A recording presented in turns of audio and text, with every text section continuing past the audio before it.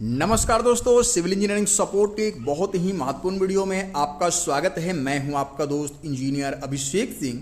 दोस्तों, आप अपने किचन का साइज को लेकर के परेशान हैं तो बिल्कुल आज दोस्तों प्रैक्टिकली मैं आपको दिखाने वाला हूं कि आखिरकार जो किचन है उसका स्लैब का थिकनेस से लेकर के, इसका हाइट से लेकर के, जो सिंक का सबसे बढ़िया जगह से लेकर के दोस्तों पूरी चीजें बताऊंगा कि आखिरकार आपको एक बढ़िया किचन बनवाने में किन किन बातों का ध्यान देना चाहिए। दोस्तों, सबसे पहले किचन के करीब चलते हैं और इस मेजरिंग टेप की मदद से मैं दिखाऊंगा दोस्तों कि आखिरकार कौन सा जो पार्ट है वो कितना ऊंचाई पे होना चाहिए, हाइट कितना होना चाहिए, साथ ही साथ दोस्तों कहाँ पे वो प्लेस होना चाहिए।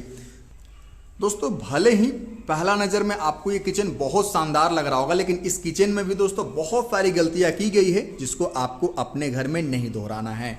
सबसे दोस्तों इंपॉर्टेंट होता है किचन में स्लैब। तो चलिए मैं आपको स्लैब की पहले डिटेलिंग देता हूं, कितना चौड़ाई होना चाहिए और इसकी मोटाई कितनी होनी चाहिए। दोस्तों, स्लैब की जो चौड़ाई है वो जितना ज़्यादा रहेगा आपको काम करने में उतना ही आसानी होगी।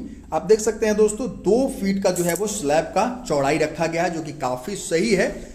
मोटाई की बात कर लेते हैं दोस्तों, इस पे अभी ग्रेनाइट वगैरह लगाया जाना बाकी है, इसलिए अभी देख सकते हैं दोस्तों यहाँ पे प्लास्टरिंग कर दिया गया है। ढलाई इसका दोस्तों 2 इंच का होना चाहिए, 2.25 इंच मैक्सिमम है, ठीक है। उसके बाद दोस्तों ग्रेनाइट वगैरह लग के बहुत ज़्यादा मोटा हो जाएगा, देखने में अच्छा बिल्कुल भी नहीं लगेगा दोस्तों। और 2 इंच से अगर पतला ढलाई करवाते हैं तो फिर दोस्तों कभी कभी क्या होता है कि ऊपर का जो वार्डरोब वगैरह होता है दोस्तों वहाँ पे गृहणियाँ चढ़ती हैं, तो इसका मजबूत होना भी उतना ही ज़्यादा आवश्यक है। इसलिए 2 इंच से हल्का सा यानी कि 2.25 इंच से 2.5 इंच दोस्तों इसकी मोटाई होनी चाहिए। ढलाई की मैं बात कर रहा हूँ। उसके बाद दोस्तों आप प्लास्टरिंग इस पे बिल्कुल जो है वो कर सकते हैं।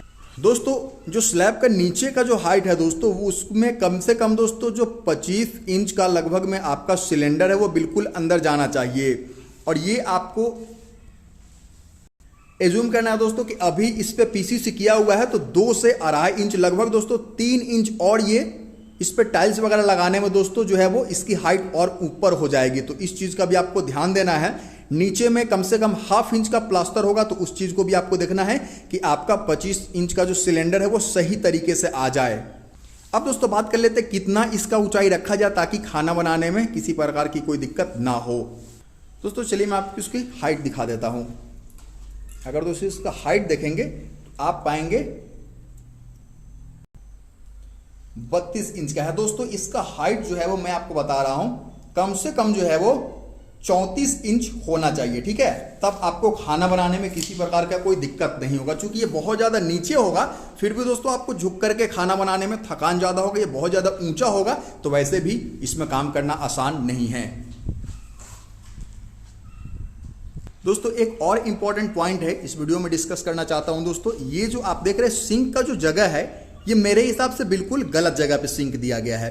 क्योंकि दोस्तों कायदे से आप खाना बनाते समय दोस्तों जो चूल्हा है वो हमेशा कोशिश कीजिएगा कि यहाँ पे खिड़की के पास ही रहे ताकि वेंटिलेशन सही प्रकार से ना हो। क्योंकि मिडिल क्लास फैमिली में दोस्तों चिमनी वगैरह का इस्तेमाल या फिर एग्जॉस्ट फैन का इस्तेमाल किचन में रहता जरूर है, लेकिन दोस्तों गृहिणियाँ बहुत ही कम करती है। इसलिए दोस्तों आप हमेशा कोशिश कीजिएगा कि यहाँ पे चूल्हा रहे, उसके जस्ट बगल में आप सिंक लगा देते हैं। पानी का काम यहाँ पे चूल्हा दोस्तों यहाँ पे काम करने में आसानी बिल्कुल भी नहीं होगी। कायदे से दोस्तों जो ये सिंक है वो अगर इस वाले कॉर्नर पर रहता, ठीक है, तो ये किसी को डिस्टर्ब भी नहीं करता। और साथ ही साथ दोस्तों इसका जो सिंक वाला का जो पानी वाला कनेक्शन है दोस्तों यहाँ पे एक हॉल में डाइनिंग एरिया में जो बेसिन रहता है दोस्तों उसी के साथ उसका कनेक्शन हो करके एक साथ ही आउटपुट निकल जाता। तो इस तरीके से दोबारा मेहनत भी नहीं करना पड़ता और हमारा काम भी आसान हो जाता। एक चीज़ और ध्यान देंगे दोस्तों कि हमेशा स्लैब के ऊपर में दोस्तों इलेक्ट्रिकल पॉइंट अवश्य दिलवा दे ताकि आपका जो किचन अप्लायंस है जैसे कि मिक्सचर हो गया, जूसर हो गया, ये सब बहुत ही कॉमनली यूज होते हैं दोस्तों, उनको यूज करने के लिए इलेक्ट्रिकल पॉइंट की आवश्यकता होती है। ये चीज़ें हो गई। ऊपर में दोस्तों ऑप्शनल है, आप जो है वो इसको सजाने के लिए सीलिंग लाइट भी बिल्कुल जो है वो इंस्टॉल करवा सकते हैं। ये बिल्कुल ऑप्शनल है। लाइट तो आपको दिलवाना ही है। एग्जॉस्ट फैन के लिए दोस्तों आपको पॉइंट दिलवाना ही है।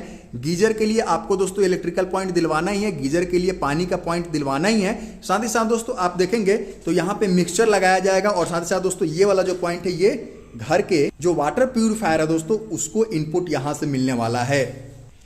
यकीन मानिए दोस्तों, अगर वीडियो में बताए गए चीज़ों को, पॉइंट को अगर ध्यान देंगे, कभी भी आप किचन बनाने में गलती नहीं कर सकते हैं। ये हमारा वादा है। फिर मिलते हैं, इजाज़त दीजिए, नमस्कार, धन्यवाद दोस्तों।